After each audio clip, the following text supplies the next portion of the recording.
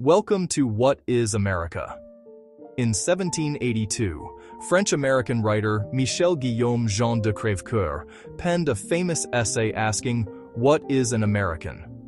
He painted a picture of a new world where European immigrants shed their old lives and flourished in freedom. But beneath this idealism lies a darker foundation, one of conquest, genocide, and slavery that built the nation we know today.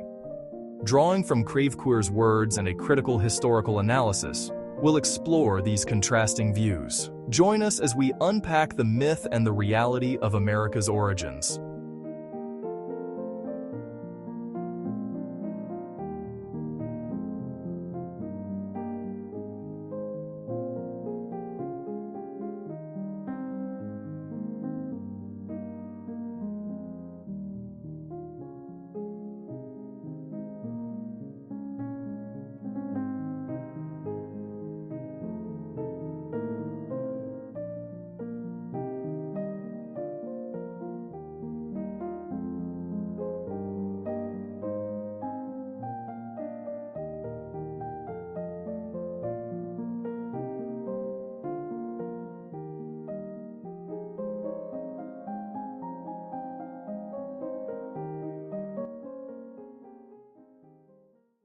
Let's start with Crèvecoeur's optimistic lens. He describes America as a great American asylum, where the poor of Europe meet and regenerate. In this great American asylum, the poor of Europe have by some means met together. Alas, 2/3 of them had no country. Can a wretch who wanders about, who works and starves, call England or any other kingdom his country? In Europe, they were useless plants, wanting vegetative mold and refreshing showers. They withered and were mowed down by want, hunger, and war. But in America, by the power of transplantation, like all other plants, they have taken root and flourished.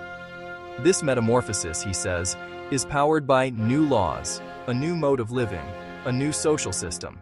Here, immigrants become citizens, protected by indulgent laws that stamp on them the symbol of adoption. Their labors reward them with land, freedom, and benefits. Crèvecoeur asks, what attachment can a poor European immigrant have for a country where he had nothing? Ubi panis ibi patria is the motto of all immigrants. Where there's bread, there's homeland. America gives them land, bread, protection, and consequence. He defines the American as a new man, a mixture of blood from all nations. I could point out to you a family whose grandfather was an Englishman, whose wife was Dutch, whose son married a French woman, and whose present 4 sons have now 4 wives of different nations. This melting pot creates a new race of men who leave behind ancient prejudices and manners. They embrace a new life, obeying a government derived from the people's genius, ratified by the Crown, except in Nova Scotia, where the Crown's heavy hand and mosquitoes stifled growth. Americans are Western pilgrims, carrying arts, sciences, vigor, and industry from the East to complete a great circle. Here, individuals of all nations are melted into a new race of men, whose labors and posterity will one day cause great changes in the world. The rewards are tangible. The rewards of his industry follow with equal steps the progress of his labor. His labor is founded on the basis of nature, self-interest. Families thrive. Wives and children, once starving, now fat and frolicsome, help clear fields for abundant crops, free from despotic princes or mighty lords. Religion demands only a small salary to the minister and gratitude to God. Crèvecoeur concludes, the American is a new man who acts upon new principles. He must therefore entertain new ideas and form new opinions. From involuntary idleness, servile dependence, penury, and useless labor, he has passed to toils of a very different nature, rewarded by ample subsistence. This is an American. This vision inspired generations, portraying America as a beacon of opportunity and renewal. But is this the full story?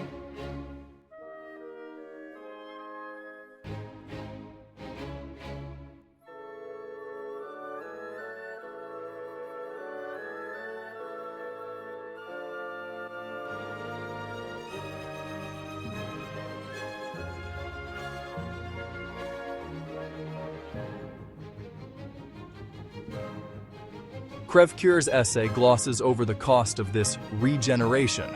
As we'll see in the next part, the settler life he celebrates was built on a foundation of conquest, genocide, and enslavement. Let's dive into the reality. The life of European settlers was abnormal because it was dependent upon a foundation of conquest, genocide, and enslavement. The myth of the self-sufficient white settler family clearing the wilderness is propaganda. Settler society is parasitic, relying on the super-exploitation of oppressed peoples. This conquest was a miracle drug for decaying Europe. For English settlers, it made the bourgeois vision real. But America wasn't empty. It was made empty through deliberate acts. Theodore Roosevelt wrote in 1900, "The settler and pioneer have at bottom had justice on their side. This great continent could not have been kept as nothing but a game preserve for squalid savages." In 1492, over 100 million Indians lived in the Americas, 10 million in North America alone. By 1900, only 200,000–300,000 survived in the U.S. The Spanish reduced their colony's Indian population from 50 million to 4 million by the 17th century's end. This wasn't accidental. Genocide was the necessary and deliberate act of the capitalists and their settler shock troops. The final solution to the Indian problem was openly discussed. As the New York Times editorialized, those opposing the capitalist order would be extinguished like the North American Indian. Names like Benjamin Franklin and Andrew Jackson orchestrated this. In Virginia, settlers encountered advanced Indian societies skilled in medicine, agriculture, and government, influencing even the U.S. Articles of Confederation, modeled partly on the Iroquois Confederation.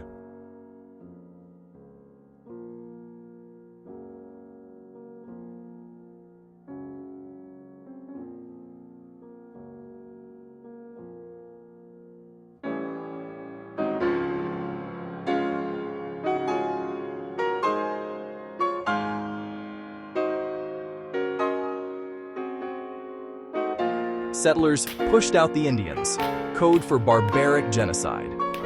From 10 million in North America, centuries of invasion left few survivors.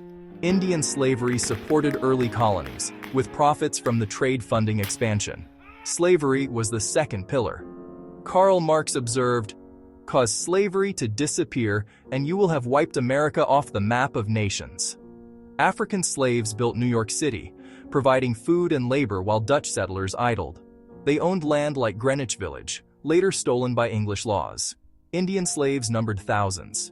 In 1708, Carolinas had 2,400 Indian and 2,900 African slaves to 5,300 Europeans. Most were exported to the West Indies. In 1704, 1710, 12,000 from Charleston alone. Men were often killed, women and children sold. By 1715, insurrections led to import bans.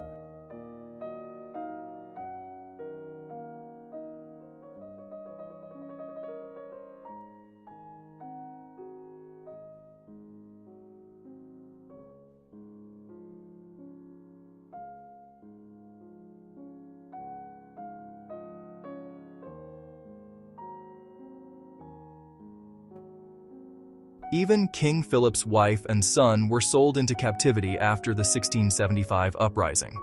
All white society benefited, not just planters. Fishermen sold refuse fish as slave meal. Farmers supplied plantations.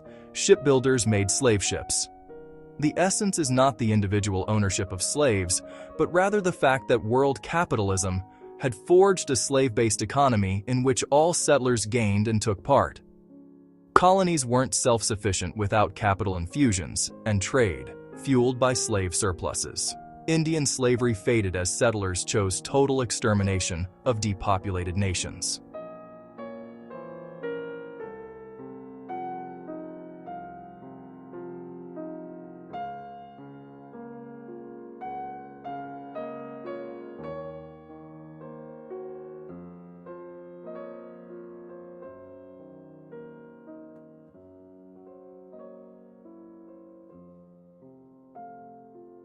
This critique reveals America as built on stolen land and lives.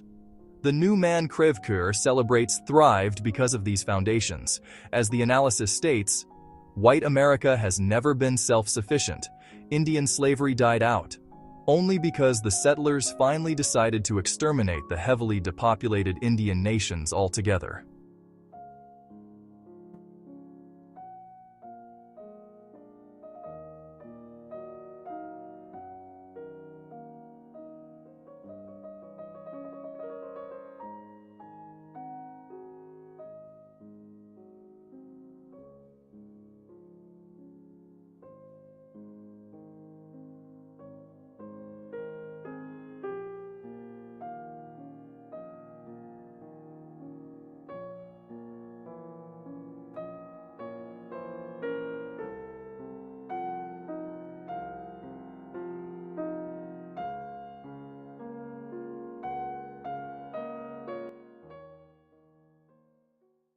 So, what is America?